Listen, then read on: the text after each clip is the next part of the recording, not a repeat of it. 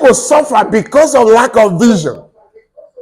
If you get into leadership and you don't have vision, companies suffer, communities suffer, and countries suffer. When people get into a position when they don't have leadership skills. Remember Kodak? You are young, but there was a company called Kodak that used to produce film for photography. How many of you heard about it? Kodak. At some point, their leaders lost the vision of what the Kodak was supposed to be doing. Kodak disappeared. Are we together? Xerox was a mighty company when I was growing up. If you want to photocopy, you use Xerox. At some point, we thought that photocopy means Xerox. So when you want to photocopy, we say, go and Xerox it. For lack of vision, they disappeared. Nokia. When telephony came to Africa, Nokia was there, the first to be there. Because the leaders lack vision. Nokia is trying to find their feet today. They lost it, they disappeared, but are trying to come back. But now the train have left the station. Blockbuster was up there. Because of lack of vision, Netflix took it from them. Excite was the first search engine. But today, that is Google. Companies suffer, communities suffer, countries suffer, where you have leaders without vision. Remember Somalia, Sudan, Central African Republic, Niger, Zimbabwe, Nigeria. People suffer because most of their leaders lack vision. Are we together?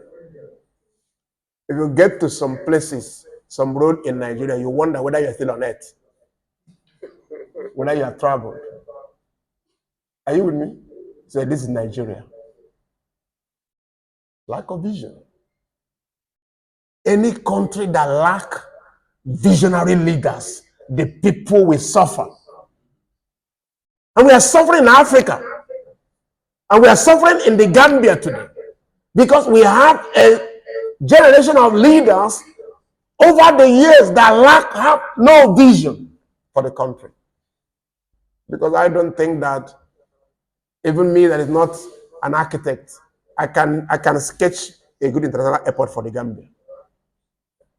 We have leaders that have been there pillaging the country over the last 60 years, and they can't conceive something that would be, you know, a benchmark, an entry point that people can appreciate when you're coming into the Gambia from the outside world. Visionaries. What it means is that if you are going to be that generation 4 leader, you need to start having vision for your country.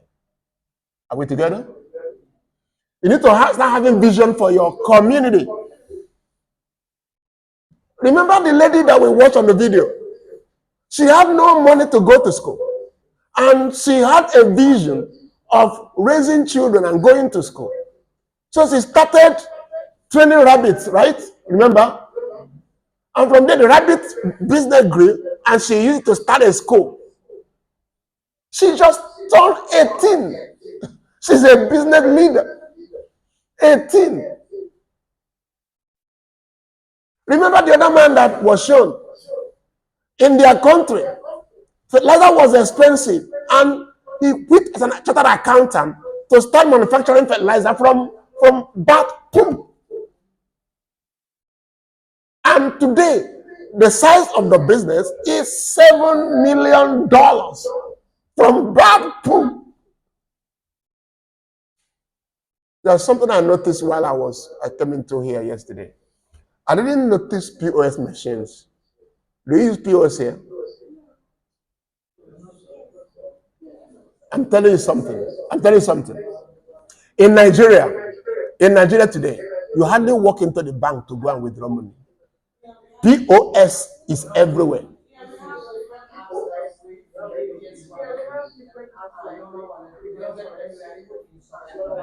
You can withdraw money.